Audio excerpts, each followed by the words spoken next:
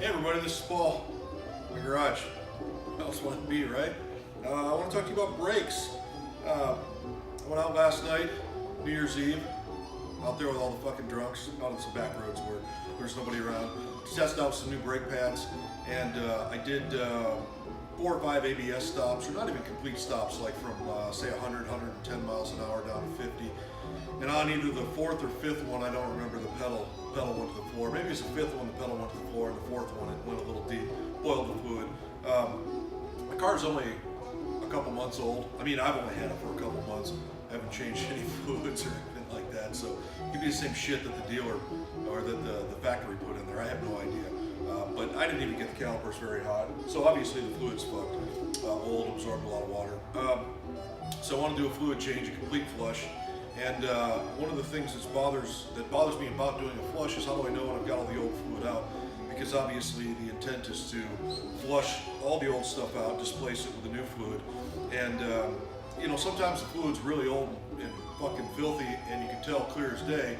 Other times it's kind of hard to tell, especially since, I don't know how you do it, but I use a brake bleed bottle with that silicone, kind of milky, translucent fluid, or I'm sorry, not fluid, but hose that goes over the bleeder.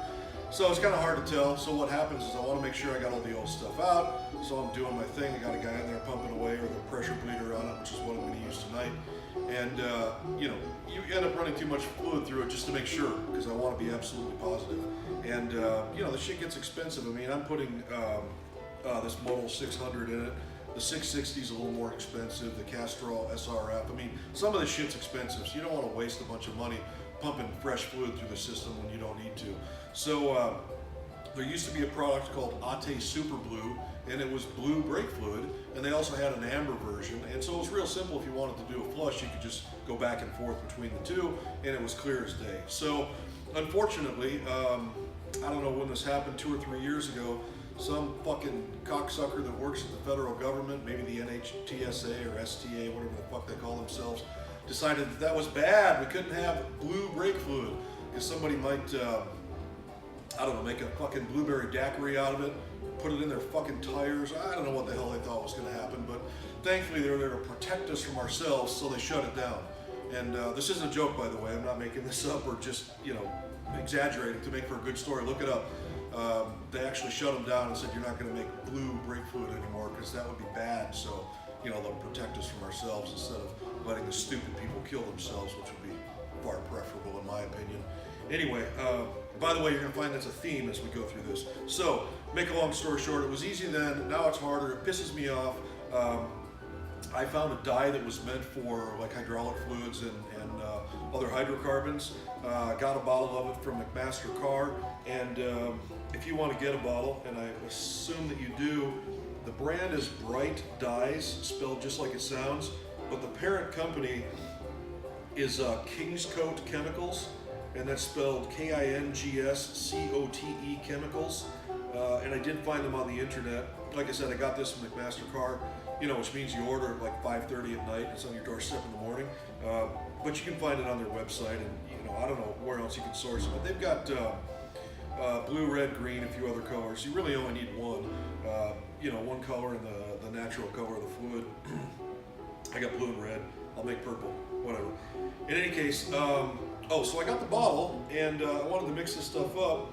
And I looked, and it says that for marking and color coding, to use 1 ounce per 100 gallons. So that's kind of a problem, right? How much do I put in? 1,000 milliliters, which is basically 2 of these bottles. So you have to get a syringe, something that measures small amounts accurately. And that brings us back to our fine federal government protecting us from ourselves. You can't buy syringes with sharp needles. That would be bad, because you might use it to do some drugs you enjoy, have a good time maybe, or do some drugs that are bad for you and kill yourself, hopefully before you reproduce, right? To save us all from all the stupid motherfuckers on the planet. But no, that would be bad. We need to protect them and protect everyone from themselves. So, there is a way around this. You can buy a syringe in most states, or maybe just some states, I'm not sure. In most states, you can buy a syringe and you can buy a needle that's not sharp, right? So it's dull, so you can't get into a fucking vein or into your muscle or whatever the hell they're worried about you doing. Now, of course, if you wanted to, you could take this dull needle over to the fucking grinder and put a sharp on it and, you know, kill yourself or make yourself happy or shoot fucking steroids or who knows what. But, well, they didn't think that far ahead. So, short story, you are going to need 1/100th of 1% by volume of this dye to turn your brake fluid blue, or at least blue enough that you can see what's going on. And so this is 2 bottles worth. It's 1,000 milliliters.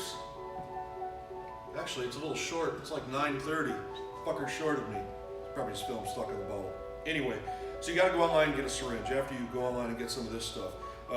And you want to get a small syringe, and you want to get something called a lure lock syringe. So the deal is, the smallest syringes that I've found that come with a lure lock fitting is a 1 milliliter unit or a 1 cc unit or syringe, and it's marked in insulin units, and 100 insulin units equals 1 cc. That's important because we're going to put 10 insulin units in here, or 1/10 of 1 cc, which is 1/100th of 1% of 1,000 milliliters. So go online, get yourself the 1 cc or 1 millimeter lure lock syringe. And by the way, the lure lock refers to the arrangement here on the end. It's a tapered fitting where the needle threads in, and you're also going to get a lure lock needle. Now I got this shit all over myself. A lure lock needle, and of course it won't be sharp because that would be bad, bad, bad. You want to make sure you get at least a 20 gauge needle, because if the needle is too small in diameter, you won't be able to draw the fluid in because it's too thick. So if any of you are thinking, well, I'm a diabetic, I'll use one of my insulin syringes, or I'll, you know, distract grandma with a piece of sugarless candy and steal one of her syringes, don't bother, because this stuff is not going to draw well through a, you know, 29 or a 31 gauge needle. So Amazon, go get your stuff, go get your supplies, right? Hope you don't get somebody looking at you because they think you're a drug addict. In any case, let me just show you how this works.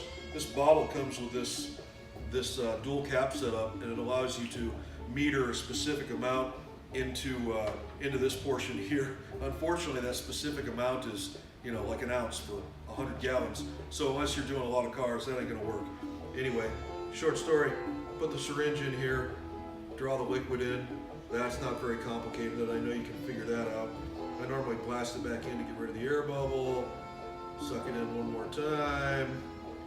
Because we all know from watching movies that the air bubble will kill you, right? No, wait, that doesn't matter. I'm not putting it in my arm. All right.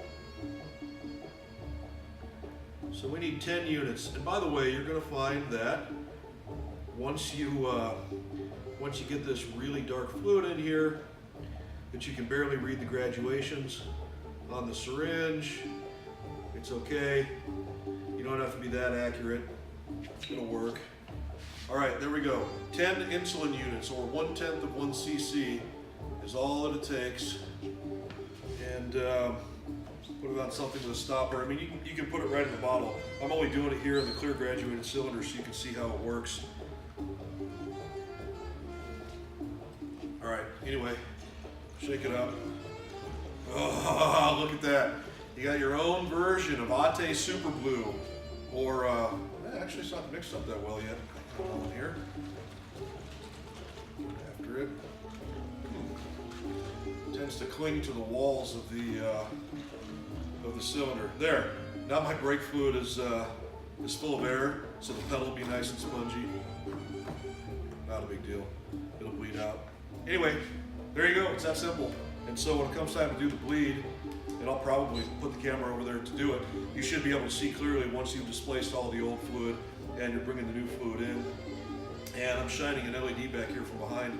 I don't know how well you can see it, but it's pretty damn blue. So that's it. You know where to find this stuff. You know how to find this stuff.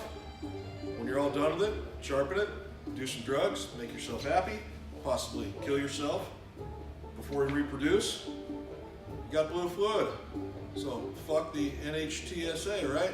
That's it. Have a good night.